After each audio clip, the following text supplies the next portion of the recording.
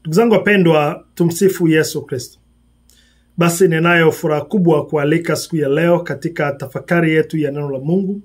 Leo ikiwa ni siku ya 13 ya mafungo yetu ya siku 40 ya kipindi hiki cha Kwaresma. Ndugu zangu wapendwa, sijui kama umeshawahi kupitia kipindi cha majaribu makubwa na makali sana kwenye maisha yako. Bila shaka labda umeshapitia. Lakini sijui pia kama umeshawahi kujikuta kwenye hali kwamba unamlilia Mungu usiku na mchana. Lakini unaona ni kama vile mambo hayasogei, unaona ni kama vile mambo hayabadiliki. Umeshasali muda mrefu, umeshafunga sana, lakini unaona bado mambo hayaendi. Bila shaka umeshajikuta kwenye hali ya namna hiyo. Sasa leo nataka nikufundishe kitu kimoja. Sijui kama umeshawahi kufikiria kwamba mojawapo ya njia kubwa sana ya kujibiwa maombi yetu, ya kujibiwa sala zetu, ya kupata uponyaji kutoka kwa Mungu ni kuwaombea wengine walioko kwenye majaribu kama yako au hata kwenye majaribu makubwa kuliko ya kwako mwenyewe. Tukitambua kwamba tupo kwenye kipindi hiki cha Kwaresma, ni kweli kwamba mojawapo ya msisitizo mkubwa sana wa kipindi cha Kwaresma ni kusali na kuomba. Lakini sio tu kusali kujiombea wewe peke yako, lakini pia ni kusali kuwaombea wengine pia. Kwa sababu ni katika kuwaombea wengine Mungu anashughulika na mambo yetu sisi pia.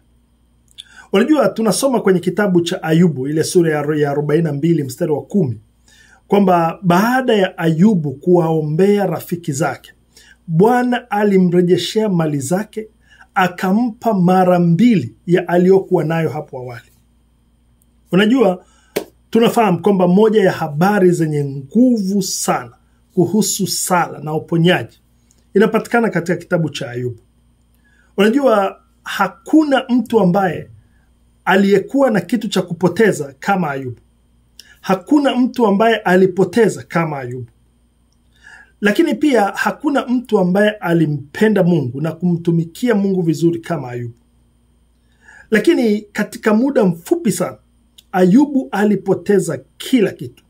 Alipoteza mali zake, alipoteza afya yake, alipoteza watoto wake wote karibu 10 walikufa kwa siku moja. Can you imagine? Ayubu huyu alianguka chini kwa uchungu sana. Alilia sana. Aliomboleza sana huku akiteseka sana kutokana na ugonjwa wake, kwa sababu alipata majipu mwili mzima pia. Fikiria katika hali hizo. Alafu tunaambiwa kwamba marafiki zake 3 wakaja kumtembelea Ayubu.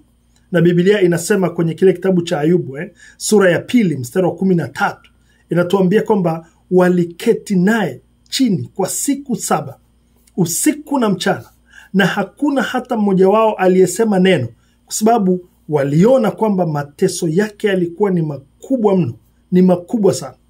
Kwa hiyo walikaa kimya kabisa. Unajua, kuna jambo la kujifunza hapa pia katika ukimya wa hawa rafiki za Ayubu. Unajua, wakati mwingine, wakati rafiki yako au rafiki zako wapo katika maumivu makali, mara nyingine jambo bora kabisa na jambo la busara unaloweza kulifanya ni kuwepo tu, ni pale kuwepo kwako, ni uwepo wako pale, kuwepo tu. Kwa sababu kadiri uchungu unavyozidi kuwa mkubwa kwa mtu, ndivyo maneno yanahitajika kwa uchache sana. Na mara nyingi hii tunaita kwamba ni ile the ministry of presence, ni ile huduma ya kuwepo, ya uwepo wako tu pale. Uwepo wako una matter a lot, hata kama hauna cha kusema chochote. Unajua, huhitaji kusema chochote wakati huu, huhitaji kujipanga, lakini unachotakiwa ni kuwepo tu pamoja na hao ndugu wanaoteseka. Sasa ukisoma kitabu cha Ayubu hiki sasa, utagundua kwamba baadaye hawa rafiki zake Ayubu hawa walianza kumpa ushauri ambao ulikuwa sio ushauri mzuri, ulikuwa ushauri mbaya sana. Na hawakuwa na msaada wowote kwa Ayubu. Waliishia tu hata kumchukiza Mungu pia. Na ndio maana Mungu alipoona hivyo, alipoona wameanza kumpa ushauri mbaya, Mungu alimwambia Elifazi. Elifazi ni mmoja wa marafiki hawa wa Ayubu, ni mmoja wa wale marafiki 3 wa Ayubu. Mungu alimwambia Elifazi alete sadaka ya kuteketezwa. Na Mungu akasema kwenye kile kitabu cha Ayubu sura ya 42 mstari wa 8. Mungu akasema, mtumishi wangu Ayubu huyu atawaombea ninyi, nami nitakubali sala yake kwa niaba yenu. Sitawatenda kama mnavyostahili, kwa sababu hamjasema ukweli kunihusu mimi, kama alivyofanya mtumishi wangu Ayubu. Hebu fikiria, angalia jinsi Mungu anavyosema kwamba Ayubu huyu atawaombea ninyi. Sasa hebu tuende taratibu hapa kidogo. Labda nikuulize swali. Hivi mwenye shida hapa alikuwa ni nani? Alikuwa ni Ayubu. Nani alikuwa kwenye dhiki kubwa? Alikuwa ni Ayubu. Nani alikuwa amepoteza kila kitu? Alikuwa ni Ayubu. Nani alikuwa amefiwa na watoto wake wote 10? Alikuwa ni nani? Ni Ayubu. Hebu fikiria, nani alikuwa ameumwa na kupata majipu mwili mzima muda huo? Alikuwa ni Ayubu. Lakini Mungu alijua kwamba uponyaji wa Ayubu utakuja mpaka yeye atakapowaombea wengine. Manake ni kama kusema baraka zake zitakuja yeye atakapowaombea wenzake, atakapowaombea wengine.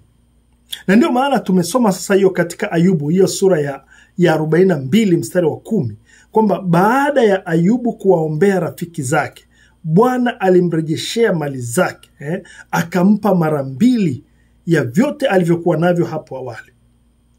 Unajua, Mungu alirejesha kila kitu kwa Ayubu alichokuwa amepoteza, na hata alirejesha na zaidi kabisa. Lakini ni muda gani? Ni baada ya Ayubu kushinda mtihani wa kuwaombea rafiki zake, wakati ambao yeye ana shida kubwa kuliko rafiki zake. Sijui kama umenielewa hapa. Alishinda huu mtihani wa kuwaombea rafiki zake wakati yeye ndiye aliyehitaji kuombewa zaidi, lakini aliwaombea rafiki zake. Ndugu zangu, ndicho tunachoitwa kufanya kipindi hiki cha Kwaresma. Unajua, ukarimu wetu usiwe tu kwenye kuwasaidia watu kwa kile tunachojinyima, lakini ukarimu wetu uonekane pia tunapowaombea watu, tunapowaombea rafiki zetu, tunapowaombea hata adui zetu, tunapowaombea hata wale wasiotupenda, tunapowaombea wale ambao wana matatizo kuliko sisi, wana mahitaji kuliko sisi. Huenda ndugu zangu umepitia mengi sana, na huenda hata umepata hasara kubwa sana kwenye maisha yako, kwenye mambo mbalimbali. Huenda pia upo kwenye kipindi cha huzuni, kwenye kipindi cha mateso, labda ni mateso ya ndoa yako, upo kwenye mateso ya wito wako, labda mateso kwenye familia yako, unaona labda mambo hayaendi kwenye kazi yako, kwenye biashara yako, kwenye jumuiya yako, ni kama moto umewaka.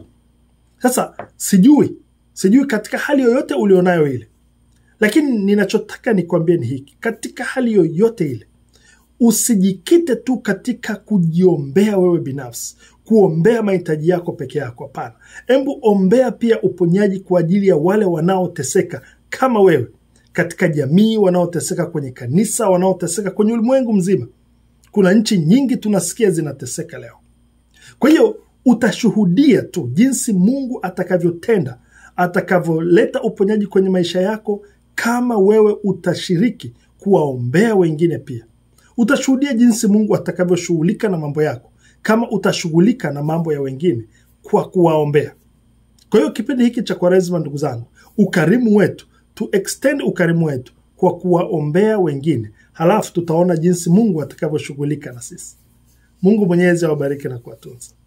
Fuatana nami katika siku ya kesho tutakapoendelea na mafungo yetu.